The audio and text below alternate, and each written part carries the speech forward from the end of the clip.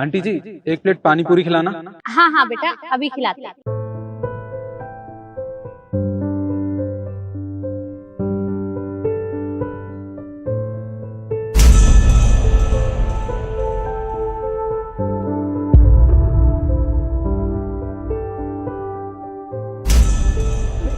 माँ, माँ संभालो अपने आप को। माँ, भाई साहब आप यहाँ से जाइए, मैं आपके आगे हाथ जोड़ती हूँ, जाइए यहाँ से। देखिए, अभी इन चीजों का टाइम नहीं है, पहले इनको होश में लाना होगा। पानी होगा? पानी। हाँ वो माँ, आगे खोलो माँ। आंटी उठिए, उठिए। हाँ माँ, माँ उठो, संभालो, उठो। आराम से।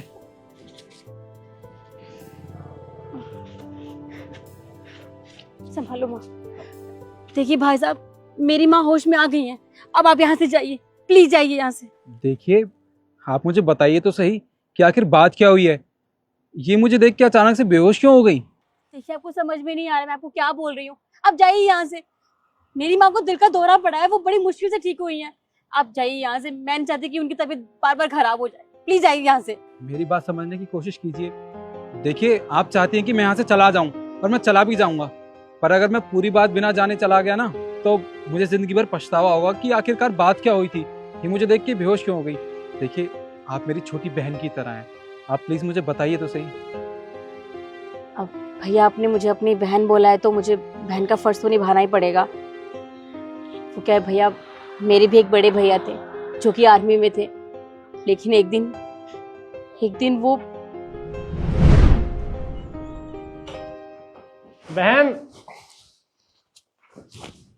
बहन जल्दी से मेरा खाना लगा दो। बेटा, तू ये वर्दी पहनकर कहाँ जा रहा है? अरे माँ, माफ करना, अभी अभी ना मेजर साहब का फोन आया था, बॉर्डर पर ना लड़ाई छिड़ गई है, मुझे इमरजेंसी में निकलना पड़ेगा। उन्होंने टिकट भी बुक करा दी है। भैया, पर आप अभी तो आए थे, अब जाने की बात कर रहे हो।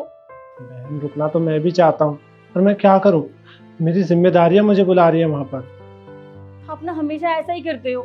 सारी बहनों के भाई ना हर त्योहार पे उनके साथ उनके घर होते हैं, और मेरा भाई हमेशा मुझे छोड़ के चला जाता है। आपको पता है ना, दिवाली आने वाली है, कम से कम दिवाली तक तो रुक जाते। बहन तुम चिंता मत करो, मैं दिवाली से पहले ही आ जाऊंगा, और इस बार की दिवाली हम सब साथ मनाएंगे। पक्का? हाँ पक्का। कोई बात नहीं बेटा, जाने दे इसे। अब इसका बुलावा आया है तो जाना तो पड़ेगा।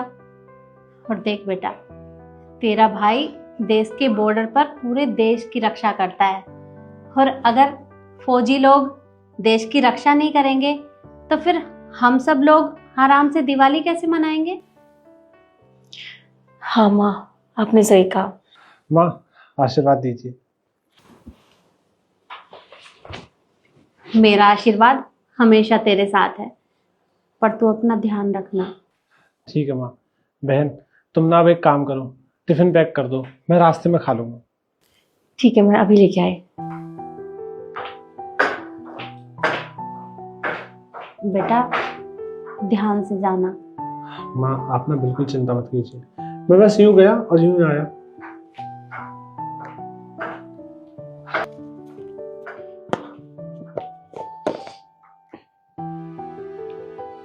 और जल्दी आना, मैं इंतजार करूंगी। अरे हाँ बाबा, मैं जल्दी आऊंगा। ठीक है, मैं पहुंचते ही आपको मैसेज करता हूँ।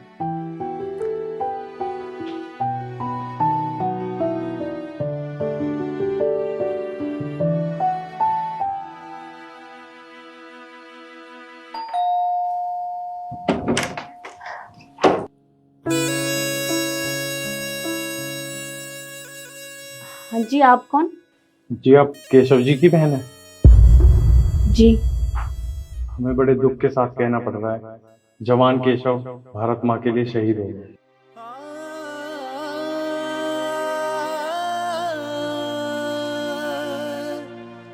जय हिंद।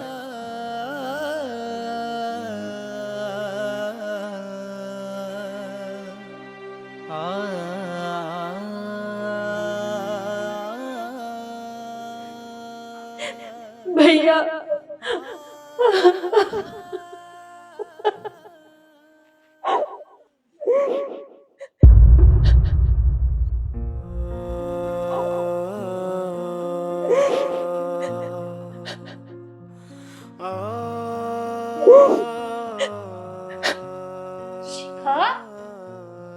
क्या हुआ बेटा, तू ऐसे रो क्यों रही है? माँ, भैया मुझे छोड़ के चले गए, वो कभी वापस नहीं आएंगे माँ, वो मुझे छोड़ के चले गए माँ।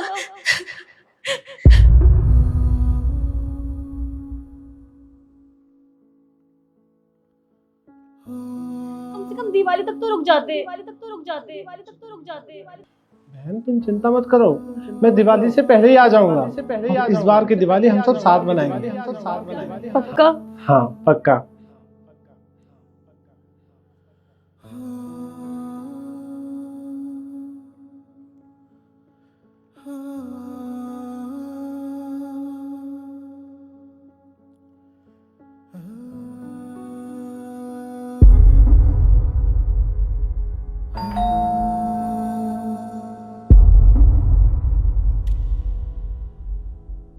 नमस्ते भाई साहब। नमस्ते तो ठीक है, किराया कब दोगे? किराया भाई साहब आप तो जानते ही हैं, मेरे भाई को गुजरे अभी बस 3 महीने हुए हैं। बस बस, और नहीं सुनना मुझे। हर महीने किराया लेने आता हूँ, तुम्हारे पास सिर्फ यही बात रहती है, मेरे भाई को गुजरे हुए 3 महीने हो गए। ऐसे तो तुम पूरा साल निकाल दोगे। मैंने कोई धर्मशाला नहीं खोल रखी है, किराया मांगने आता हूँ क्योंकि मेरा मकान है। किराया दो वरना मेरा घर खाली करो। देखिए आप बस हमें कुछ दिनों की और मोहलत दे दीजिए, हम पैसों का इंतजाम कर लेंगे कुछ दिनों में कुछ नहीं सुनना मुझे, अपनी माँ को बुला। माँ बाहर आइए।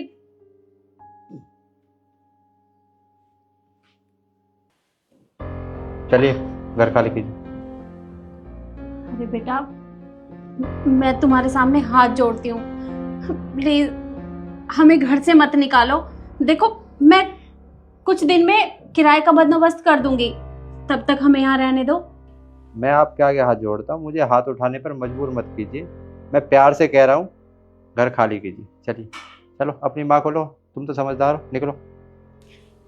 चलो माँ, चलो।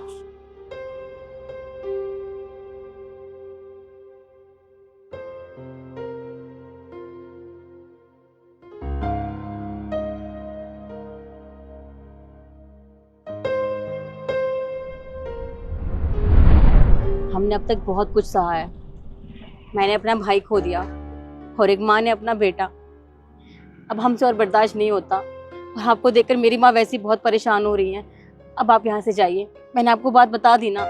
देखिए, मुझे आपके भाई और आपके बेटे के बारे में जान के बहुत दुख हो रहा है। वो एक फौजी थे, पर आप खुद सोचिए ना, जब तक वो जिए तो अपने देश की आन बान और शान के लिए जिए, और वो इस दुनिया में नहीं रहे तो क्या हुआ? आपको पता है, उनका नाम ना अमर हो चुका है, हमेशा हमेशा के लिए, और वो लोगों के दिलों में हमेशा जिंदा रहेंगे। और एक बात और, मैं भी अनाथ हूँ, मेरे आगे पीछे कोई नहीं है, परिवार कहने के लिए मेरे पास एक इंसान तक नहीं है।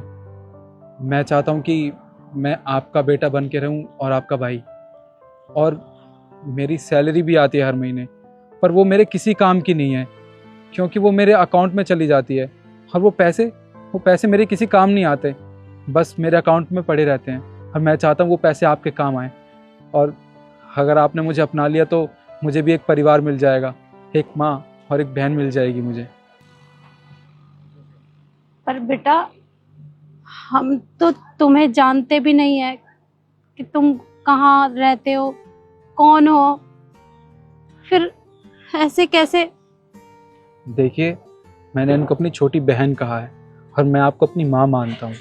मैं चाहता हूँ कि मैं आपके साथ रहूँ। आपका बेटा तो एक फौजी था ना, और मैं भी तो एक फौजी हूँ, जुड़ गया ना रिश्ता। ये तो बहुत अच्छी बात है। मुझे तो लगा था कि भारत माँ ने मेरा एक बेटा ले लिया है, पर मुझे नहीं पता था कि भगवान मेरे पास मेरा दूसरा बेटा भेज देगा, जो हम दोनों का ख्याल रखेगा। देखा बेटा, तुझे एक भाई मिल गया। अब तक हम दर दर की ठोकरें खा रहे थे, बस इसी काम से हमारा गुजारा चल रहा था, और मेरे साथ मेरी बेटी का ये हाल हो गया। एक माँ के लिए इससे बुरा क्या होगा? और हाँ, आज के बाद ना आप दोनों मेरे साथ मेरे घर में ही रहेंगे और आपको एक काम करने की कोई ज़रूरत नहीं है। आइए। पर बेटा ये माँ, आप इसकी चिंता मत कीजिए, आप मेरे साथ आइए तो सही। मैं इसी सोसाइटी में रहता हूँ। आइए आइए माँ।